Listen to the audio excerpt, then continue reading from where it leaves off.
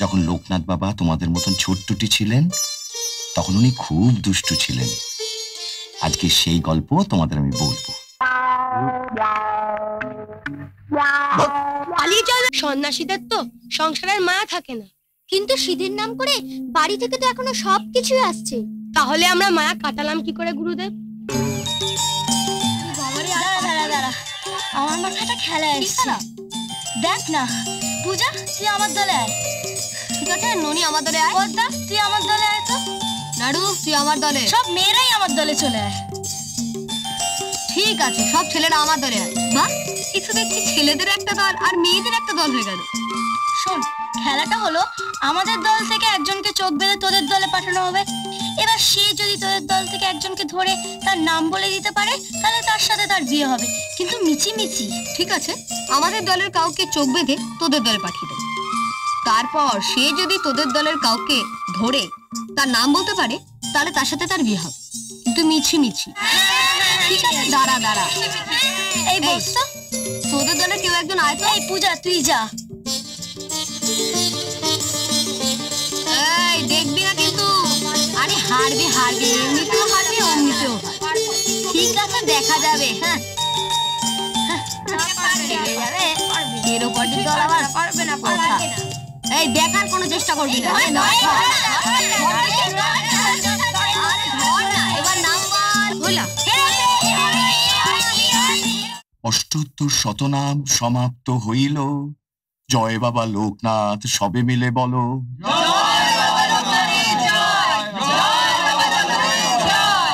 ঠাকুর মশাই, ও ঠাকুর মশাই, জানো তো ঈশ্বরী নামে মারছে। সে কি? কোথায় সে? আমি এখানে। জানো তো বাবা, আজকে ওর জন্য সবাই মিলে আমাকে ভেঙাচ্ছিল। খেলায় হারবে আবার আমায় মারবে। তাহলে তুই কেন খেলবি না আমার সঙ্গে? বাস বাস বাস, শোনো শোনো, লোকনাথ বাবার মন্দিরে কখনো ঝগড়া করে না। জানো, যখন লোকনাথ বাবা তোমাদের মতন ছোট্টটি ছিলেন তখন উনি খুব দুষ্টু ছিলেন। আজকে সেই গল্প তোমাদের আমি বলবো। লোকনাথ বাবার বয়স তখন 10-11 বছর। গ্রামে গাছতলায় মেয়েরা ব্রত করছে, সামনে রেখাভিতে প্রসাদ, ধূপ, আরো কত কি।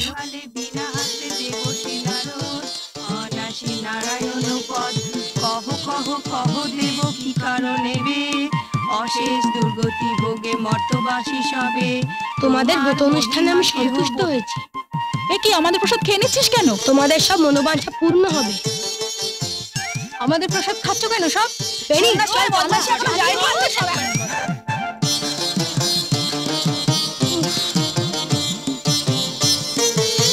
আর পাচ্ছি না।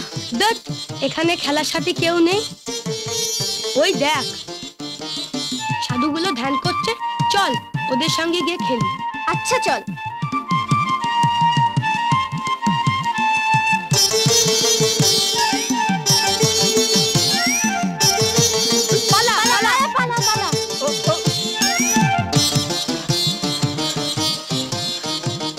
আমার বড় ভয় করছে রে।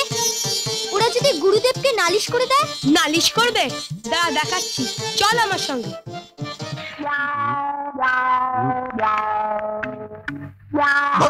পালিয়ে চল দেবেনি। কিন্তু মহাত্মন, আমার কাছে লোকনাথের বিরুদ্ধে আপনাদের নালিশ করা কি উচিত? क्यों? उन दोनों हर रोज हमें तंग करते रहते हैं। ওদের জন্য আমরা ধ্যান করতে পারি না, পূজা পাঠ নেই কর সকতে।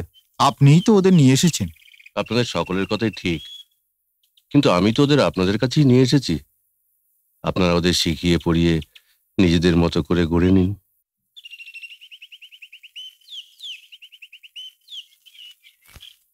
লোকনাথ, বেনি মাধব, তোমরা তো সন্ন্যাসী।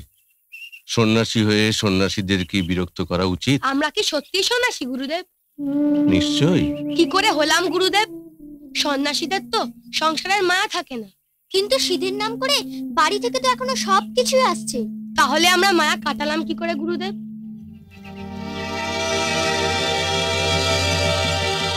সত্যি তো। ওইসব দুষ্টুমি টুষ্টুমি কিছু নয়, সবই লীলা। তার শৈশব লীলারই অঙ্গ সব। তাই তাই ছেলেরা দুষ্টুমি করলে বাবা কখনো রাগ করেন না। তাহলে খেলতে চল। চ। এসো। বাবা কখন এলে? এই তো সবে মাত্র এলাম। তোমরা কোথায় যাচ্ছ? খেলতে। খেলতে? হ্যাঁ যাও। এই চ, বাবা আসছে কিন্তু। আচ্ছা। নমস্কার কর্তামশাই। নমস্কার ঠাকুরমশাই।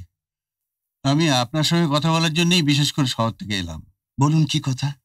দেখুন, জন্মাষ্টমী তো এসে গেল। হুম। ওই দিন আবার আমাদের বাবারও জন্মতিথি। হ্যাঁ বলুন, আমার কি করতে হবে?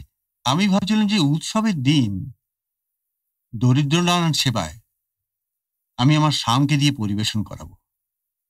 বাহ, এ তো খুবই ভালো কথা, খুব ভালো। তবে আপনি তো সবে মাত্র এসছেন, একটু বিশ্রাম নিয়ে নিন, পরে না আমায় ডেকে পাঠাবেন। আচ্ছা আচ্ছা আচ্ছা ঠাকুরমশাই, এক্ষুনি দেখলাম শামের সঙ্গে একটি মেয়ে বেরিয়ে গেল। ওই তো আপনার মেয়ে ঈশ্বরী, তাই না? আর বলবেন না কর্তামশাই, দুজনে মিলে কেবল ঝগড়া আর ঝগড়া। আবার বাবার গল্প শুনে দুজনে সে কি হয়েছে। ধরতে পারে না, দাঁড়া আমি ধরতে পারি কিনা তোকে দেখাচ্ছি মজা।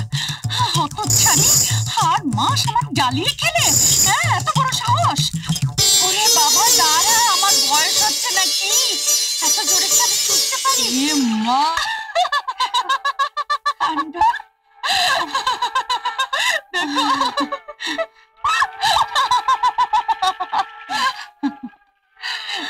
দেখো মা,